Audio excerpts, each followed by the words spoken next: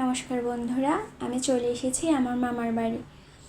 আমার এই মামার বাড়ির প্রতিটি কোণে আছে আমার ছোট ছোট মুহূর্ত আর ছোট ছোট স্মৃতি। আর তার সাথে আছে আমার প্রাণপ্রিয় দিদিমণি। উনি খুব অসুস্থ। সবাই আমার দিদিমণির জন্য আশীর্বাদ করবেন।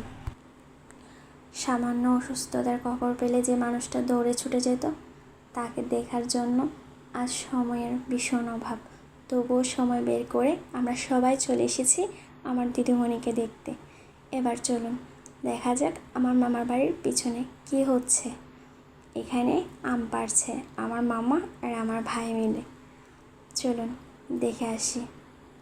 এই আম পাড়া দেখতে গিয়ে পায়ে দুবার কাটা ফুটেছি।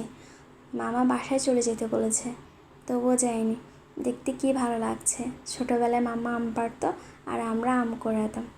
এই যে ভাই আমগুলো পেড়ে নিয়ে এসেছে। খুব সুন্দর লাগছে আমগুলো। ইচ্ছে করছে না যে এগুলো কিছু করে আচার বানায়। মামি নাকি আজ আচার বানাবে। তবে যাই হোক, আমগুলো ভীষণ সুন্দর। ভাই অনেক পিক নিচ্ছে। মামার বাড়ি হয়তো এমনই হয়। কত আনন্দ। অনেক আম পেড়ে এনেছে আমার মামা আর আমার ভাই মিলে। যাই হোক, এগুলো করতে করতে একদম সন্ধ্যার দিকে, বিকেলের শেষ প্রান্তে। বাকি ভিডিওটা স্কিপ করলাম। এটা রাতের খাবারে চলে এসেছি। সাদামাটা খাবার, তবে দুর্দান্ত স্বাদ। আমার মামির হাতে দেশি মুরগির কষা ভুনা, এভাবেই বলেছে মামি। তবে খুব দুর্দান্ত স্বাদ হয়েছে। বাঙালিয়ানাভাবে এই প্লেটে করে ভাত খাচ্ছি আর সবাই মিলে খাচ্ছি একসাথে। কী যে আনন্দ হচ্ছে।